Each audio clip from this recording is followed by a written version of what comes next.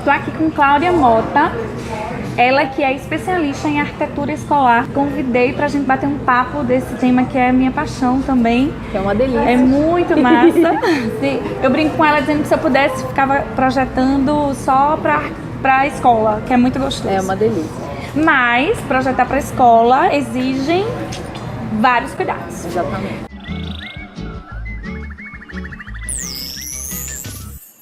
Quando a gente traz um pouquinho para a questão do paisagismo, né? A gente tem, eu vou falar primeiro das coisas ruins para depois a gente falar das coisas, na verdade, coisas ruins entre aspas. É só o cuidado que a gente tem que ter com a especificação das espécies, ou seja, a escolha de qual planta você vai colocar dentro de uma escola, principalmente porque as crianças, né, dependendo da fase, elas gostam de colocar na boca, subir em cima. Isso. Então tem que tomar cuidado, muito cuidado. Muito.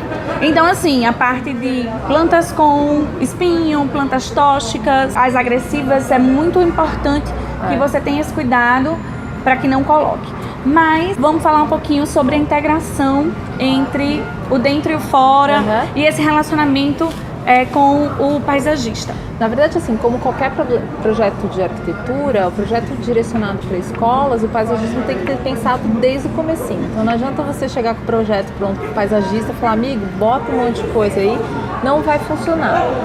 No projeto de escolas especificamente, a gente tem uma questão que vem por trás, que é a pedagogia, quer dizer, qual que é o método de aprendizado daquele aluno, que linha aquela escola segue. Então, por exemplo, se você pega uma escola que segue a linha Reggio Emília, que é muito voltada para o exterior, que tem muita abertura, que as salas de aula estão muito ligadas com o externo, o paisagismo é fundamental. Trazer a natureza para integrar, né, a relação da criança com a natureza, né? Faz então, parte assim, de todo o processo de exatamente. educação. Então, assim, uma coisa que a gente gosta, jardins coloridos, né? Que atiçam, assim, que... Os sentidos. Exatamente, que as crianças vão... Dentro de sala de aula elas estão aprendendo que é o azul, que é o amarelo, e quando elas vão pro jardim elas veem lá, flor vermelha, flor amarela, flor azul, né?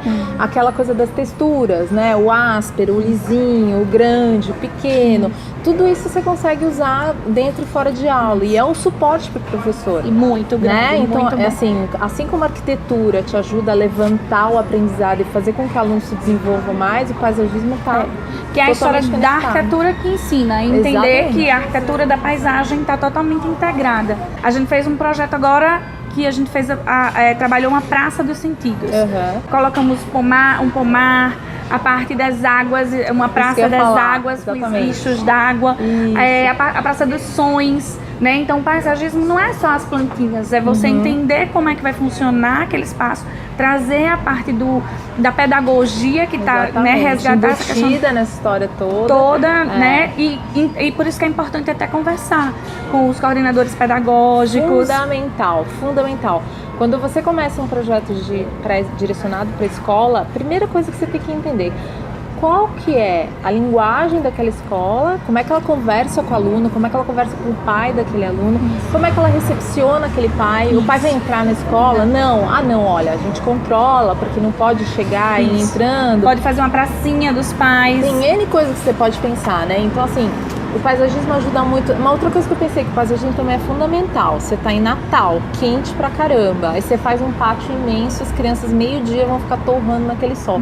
Quer dizer, poxa, é necessário ter arborização. Árvore. É necessária a água. A água é fundamental, ela é um elemento de trabalho para os professores também. O contato com a areia, que está até um pouco se perdendo, das fezes, né, dos de bichos, gato, né? enfim. Mas que dentro da pedagogia é importante esse contato. Então você trazer caixas de areia, fechadas, fazer uma coisa lúdica com a aluna, né? A gente pode criar dentro disso barquinhos que você tem possa... coisas até prontas já no mercado. Aqui em São Paulo, como os espaços são muito reduzidos, a gente até indica para as pessoas, olha, tem uns tanquinhos que já vêm com a tampa, as areias podem ser lavadas, devem ser lavadas. Então, assim, tem N artifícios, né? É óbvio, tem que se tomar um monte de cuidado. Foi a primeira parte que a gente falou aqui. Mas tudo isso é super organizável, é super conversável com os gestores, né? Que vão... E, assim, é importante também tirar um pouco o medo dos pais, né? Porque às vezes a gente projeta, sei lá, se deve ter acontecido com você também, um banco que tem 2 níveis, ai, a criança vai cair, pular, vai subir, ela vai se matar. Criança não é assim, gente, criança não é burra, muita calma nessa hora. É óbvio que tem crianças que são mais, né, travessas, né, que se aventuram um pouco mais, mas é óbvio que você não vai botar um banco com uma pedra embaixo para ele cair, bater a cabeça, quer dizer, tem pisos que você pode usar. Quadros, anti-impacto. Exatamente. Então, assim, é todo um contexto que você cria para que aquilo fique confortável, para que aquilo fique seguro, para que aquilo seja fácil de limpar, porque também a gente tem a questão da higiene, que é super séria.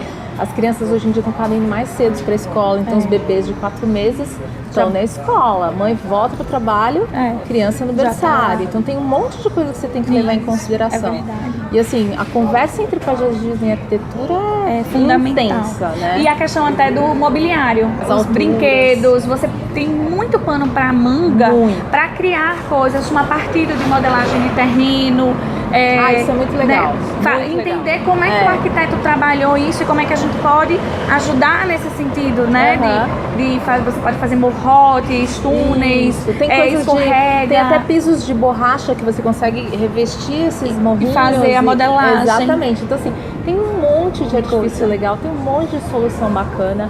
Acho que tanto os arquitetos quanto os gestores precisam valorizar essa conversa que a gente tem, né? E aplicar, porque tem uma coisa por trás disso tudo que é como é que o aluno se sente ali, né? Como é que ele vai se desenvolver? Por mais que a escola seja bacana, o pai quer ver o filho feliz. Isso. Então, assim, e se desenvolvendo de uma forma completa. Afinal de contas, muitas vezes ele passa o dia inteiro. A maior parte do tempo, dos dias, ele tá lá dentro da escola. É uma referência muito forte, né? Quem aqui não tem a lembrança da escola quando era piquitico? E te marca, né? Quer dizer, a minha escola a história da lancheira, o cheiro, né? As cores. E aí quando você fica. Entende isso, você vê, o paisagismo, ele é responsável por ativar os sentidos. Exatamente. Arquitetura, paisagismo, enfim. E aí, a sua responsabilidade dentro desse contexto e dentro dessa formação e a complementação dos dois é incrível, né? Quando tudo casa. Quando você tem essa integração desde o comecinho, aí tudo flui muito bem. Exatamente. A essência de um projeto na educação infantil, ela é perdida quando ela vai para o ensino primeiro grau menor, primeiro grau... ensino médio, isso começa da sala de aula, né? De você chegar ali com a disposição das cadeiras e isso também se reflete na área externa, né? Que só tem aquelas mesmas coisinhas para fazer. E cabe a nós, né, como formadores de opinião e como criadores daquele espaço, a gente procurar novas formas de fazer aquele espaço. Isso é muito triste porque, poxa, por que numa arquitetura de educação infantil você pode sim, cada lugar é um lugar de ensino e depois vai se segregando, fica meio que direcionado para a sala de aula, para o laboratório, enfim. E a gente tem uma coisa muito chata que acontece assim dentro, né, da escola, pensando no ambiente interno, que é essa coisa da hierarquia, né? Então enquanto você é pequeno, o professor tá te ajudando, ele é teu tutor, né? Ele tá ali te amparando. E aí quando você cresce, o professor vira o dono da sabedoria total. E assim, óbvio, eu não tô dizendo que a gente não tem que respeitar o professor, hein, gente? Por favor, não é isso. É que talvez o modelo da escola tradicional tem que ser revisto, com certeza, né? Então assim, a sala estática não vai existir mais, gente. Ouçam, isso é uma previsão para o futuro. Já vai morrendo, graças então, assim, a Deus, né? Tanto que o mobiliário já está sendo um mobiliário mais maleável, mais flexível, as salas de aula às vezes se abrem e se fecham. Então assim, a gente, pouco a pouco, eu acho que na educação infantil, que você falou, a educação infantil é um mundo assim aberto, colorido, para lindo, exatamente. E aí quando começa a fundir fundir dois, quando você chegou no ensino médio, tem que passar no vestibular. Foca a carteira, exatamente. Professor carteira. É uma pena. E tem muitas outras formas de você aprender, né? Você pode aprender fazendo uma robótica, onde você está aprendendo física, você está aprendendo matemática. Você pode aprender no jardim, você pode aprender no jardim, você pode aprender na horta. Dá pra você ensinar educação ambiental, dá pra você ensinar biologia, dá pra você ensinar matemática. Isso. Dá pra ensinar um monte de coisa. Um monte de coisa. Então, uma coisa a se pensar, uma coisa muito boa. Era uma coisa que eu queria conversar com você há um tempo e acabou que se perdeu. Porque foi mais uma das reflexões que eu tive dentro desse processo que precisa ser passado até para os os empresários, os gestores, conversado com as coordenações pedagógicas. O que eu vejo também é muita resistência dos pais. Exatamente, acho que tem um outro lado, que assim, a gente está falando de quem está dentro da escola. Mas o gestor, querendo ou não, ele tem um negócio.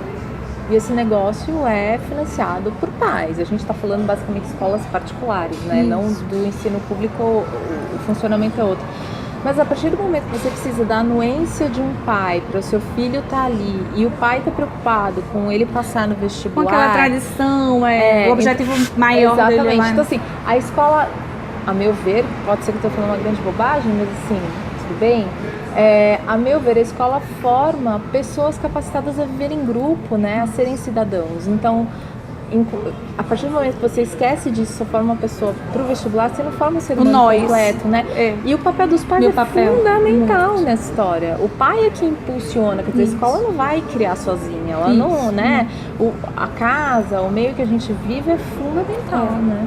E a arquitetura e o paisagismo estão aí para... Tem que refletir isso, mas a arquitetura pode sim criar uma nova forma de comportamento. Exatamente. Também, né? A partir da arquitetura, você resgatar esse contato com a área externa, resgatar. Exatamente. Né? Tem muita coisa para ser resgatada. Tem uma coisa assim, a sala de aula hoje, ela tem na maioria dos casos, tem essa coisa fixa, estática e tal. Mas de repente você é dono de uma escola tradicional e fala, puxa, mas eu não posso mudar esse modelo, eu não consigo mudar esse modelo agora. Ok, talvez a sua sala de aula tenha que ser aquele modelo ali. Mas e fora da sala de aula? Por que você não leva seus alunos mais para fora? Ali, ok, tá aquele quadradinho, mas você não precisa usar aquele quadrado o tempo todo. Não. Né? Você pode usar de outra forma. Dos ambientes para você utilizar. Ou que seja um ambiente que seja versátil, né? Isso é muito bom. Tem muitas alternativas. É tanta coisa boa para falar sobre isso. Mas não se preocupem que Cláudia vai ser nossa convidada especial sempre quando o tema for arquitetura escolar. Porque a Sumidade, ela já vem trabalhando há muitos anos com isso. E aí você vai se empolgando porque é um tema que precisa ser realmente conversado, refletido, porque afinal de contas a educação é a base. E é o futuro, né? É a partir dali que nós vamos criar os cidadãos. Então é para isso que a gente, como profissionais de arquitetura, de design, de paisagismo, precisamos ter essa consciência dentro do nosso papel. E é isso. É isso aí. Obrigada, Claudinha!